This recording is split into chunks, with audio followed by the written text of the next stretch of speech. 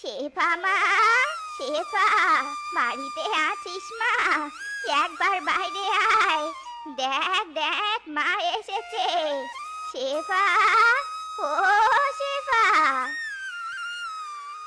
ইরে মাইরি, শাশুড়ি মা আপনি আপনি আবার এই সময় আসতে গেলেন কেন? আপনার বাড়িতে চাল ফুরিয়ে গেছে নাকি? এসব তুমি কি বলছো বাবা? আমি আমার মেয়ের বাড়িতে আসবো না? কতদিন হলো মেয়েটাকে দেখি না। মাইরি, কতদিন আগে? এই তো 3 বছর আগেই আপনি আপনার মেয়েকে দেখতে এসেছিলেন। এত তাড়াতাড়ি আবার আসতে গেলেন কেন? খবর পাঠালে তো আমি নিজে গিয়ে আপনার মেয়েকে রেখে আসতাম। মাইরি, সত্যি বাবাজি, তোমার কিপটামিটা আর গেল না। সরো তো বাপু, সরো, আমাকে যেতে দাও। কতটা পথ হেঁটে এসেছি। আরে শাশুড়ি মা, আপনি ওদিকে কোথায় যাচ্ছেন? ওদিকে তো আপনার মেয়ের বাড়ি নয়। আরে আপনি পাশের বাড়িতে যান, ওটাই আপনার মেয়ের বাড়ি। দেখো বাবাজি, কিপটামি করো ভালো কথা, তাই বলে তুমি আমাকে ভুল ঠিকানায় পাঠিয়ে দিবে? তুমি কি ভেবেছো আমি আমার মেয়ের বাড়ি চিনি নে? ছাড়ো তো, যেতে দাও আমাকে। আরে না না, আমি ভুল ঠিকানা দিচ্ছি না তো, আপনি যান তো ওদিকে। সে কি, তুমি আমার মাকে ওদিকে পাঠাচ্ছ কেন? নিশ্চয় তুমি কোনো ফোন দিয়ে এটেছো। ছাড়ো বলছি, আমার মায়ের ব্যাগ ছাড়ো। এসো তো মা, জলদি এসো। হায় হায় রে, আমার সংসারের সদস্য একটা পারলো রে। এখন তো আবার 3 জন থেকে 4 জনের চাল রান্না করতে হবে। তরকারি বেশি খাবে, তেল মশলা সব বেশি যাবে রে। হায় হায়, আমাকে ভিখারি বানাবে রে। উরি বাবারি, কি লাগলো গো? আহ! মায়েরি, ব্যথা পেয়েছো ভালো কথা, বাট কিন্তু তুমি পিছনে লুকালে কি বলো তো? দাও দাও দাও বলছি। আরে এত জোরাজোরি করছো কেন বলো তো? তেমন কিছু নয়, সামান্য একটু বাজার করে এনেছি, এই আর কি। তোমায় আর দেখতে হবে নে। দাও দাও, ব্যাগটা দাও তো দেখি। ইরে মাইরি, এত অস্থির হচ্ছ কেন বলো তো? আমার টাকা সরিয়ে তুমি বাজার করেছো, আমাকে তো দেখতেই হবে কি কি এনেছো। দেখি দেখি। ইরে মাইরি, এতগুলো মাংস রে! তুই সবজি কিনেছিস টাকা খরচ করে, আবার কিনা এতগুলো মাংস কিনেছিস। তুই কি আমাকে ভিখারি বানাতে চাস নাকি? হ্যাঁ, আয় আয় রে, কতগুলো মাংস কিনেছে রে! আরে আরে জামাই বাবাজি, তো দেখছি চোখই মেলছে নে। জামাই, জামাই কি তবে হার্ট অ্যাটাক করলো নাকি? বলছি শেফা, আর দেরি করিস নে মা, জামাইকে নিয়ে জলদি হাসপাতালে যা। মা, তুমি একদম চিন্তা করো না তো, এই হারকিপটার কিচ্ছু হয়নি। আমি মাংস কিনে এনেছি না, এই শোকে এই ব্যাটারি অজ্ঞান হওয়ার ভান করছে। আরে আমি বলি কি, জলদি উঠে পড়ো, বেশি টাকা তো সরাইনি, মাত্র 2000 নিয়েছি।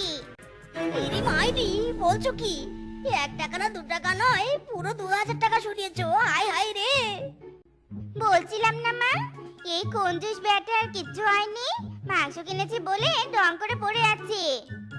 সত্যি জামাই বাবাজি, কিপটেমি একেবারে রক্তে রক্তে ঢুকে গেছে তোমার। সামান্য টাকা খরচ করেছে বলে তুমি এত ঢং করলে? না না, সত্যি হতাশজনক ব্যাপার এটা। হয়েছে হয়েছে, আপনাকে আর হতাশ হতে হবে না। আপনি এসেছেন বলে তো আপনার মেয়ে আমার পকেট কেটে বাজার করা শুরু করেছে। বলছি, এত হতাশ হয়ে আমার বাড়িতে না থেকে তো নিজের বাড়িতেও যেতে পারতেন নাকি? সে কি বাবাজি, তুমি একেবারে আমাকে তাড়িয়ে দিতে চাইছো? মেয়ের বাড়িতে এসে কোনো মা বুঝি এত অপমানিত হয়নি? হায় রে কপাল আমার, এই কি আমার কপালে লেখা ছিল? এ, চোখে যেন গঙ্গা নদী তৈরি হলো। বলছি, কে কে তো নিজের স্বামীর মাথাটাও খেয়ে ফেলেছেন, এখন কি এ বাড়িতে এসেছেন আমার মাথা খেতে? কি এত বড় সাহস তোর? আমার মাকে যাতা বলতে বলতে লিমিট ক্রস করে ফেলেছিস। আজ তোর মুখটাই ভেঙে দিব। কি ভেবেছো কি তুমি উল্টোপাল্টা অপমান করে আমার মাকে তাড়াবে? কখনো না, এখন থেকে আমার মা এই বাড়িতেই থাকবে।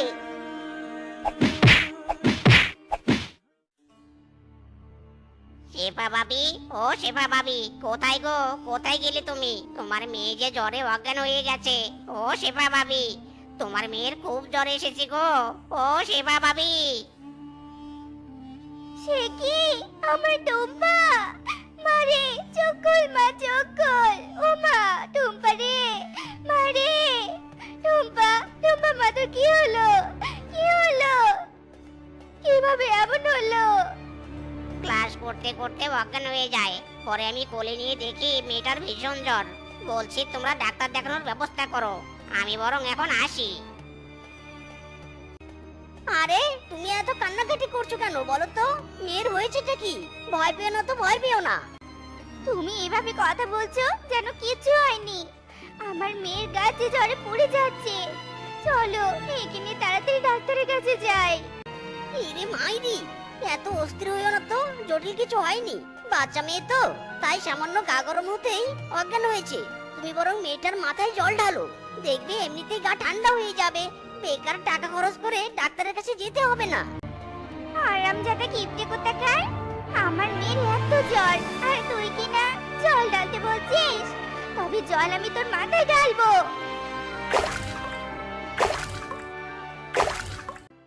উফ, কত দেরি হয়ে গেল। উফ, কাল খবর পেয়েছি এখন অবধি আমি দেখতে যেতে পারলাম না। চি চি চি চি, কি বলবে মেয়েটা? সত্যি সংসারের চাপে কেমন জানি দায়িত্বহীন হয়ে গেছি। আরে বাঘ মামা, আপনি হঠাৎ আমার বাড়ির সামনে? বলছি কোনো দরকার আছে নাকি? দরকার বলছো কি বাবাজি? কাল খবর পেয়েছি টুম্পা অসুস্থ, তাই তো টুম্পাকে দেখতে এলাম। ওরে ওরে, এ তো দেখছি গোদের উপর বিষ পোড়া। মামা, আপনাকে কে দেখতে আসতে বলেছে? আমার মেয়ে সুস্থ হয়ে গেছে তো, আপনি বাড়ি ফিরে যান। বুঝেছি, আমাকে খাওয়ানোর ভয়ে তাড়িয়ে দিতে চাইছো তাই তো? কিন্তু আমিও তো ফল নিয়ে এসেছি বাবা। এই দেখো কত ফল, সরো তো তুমি সরো। না বাঘ মামা, যাবেন না। ফলগুলো আমাকে দিন, আমি নিয়ে যাচ্ছি। তবুও আপনি যাবেন না। না না বাবা, তুমি যতই বাধা দাও আমি তো টুম্পাকে দেখতে যাবই। আরে আরে কি শুরু করেছো তোমরা? জামাই শ্বশুর মিলে এমন ধরপাকড় করছো কেন? পাড়া প্রতিবেশীরা দেখলে কি মনে করবে? হ্যাঁ, হায় হায় রে, কি শুরু করেছো তোমরা? ছাড়ো ছাড়ো বলছি। মাইরি রে, কি ষড়যন্ত্র, কি ষড়যন্ত্র! বউ, তুমি পুরো তেলের বোতল নিয়ে রান্নাঘরে চলে এসেছো। তাই তো বলি 2 লিটার তেল 6 মাসও যায় না কেন? তুই ষড়যন্ত্র করে বাজার খরচ শেষ করছিস যাতে আমার টাকা বেশি খরচ হয়, তাই না? আর আমি ফকির হই। ওরে, শুরু হলো তো, আবার তোমার কিপটেমো শুরু হলো তো।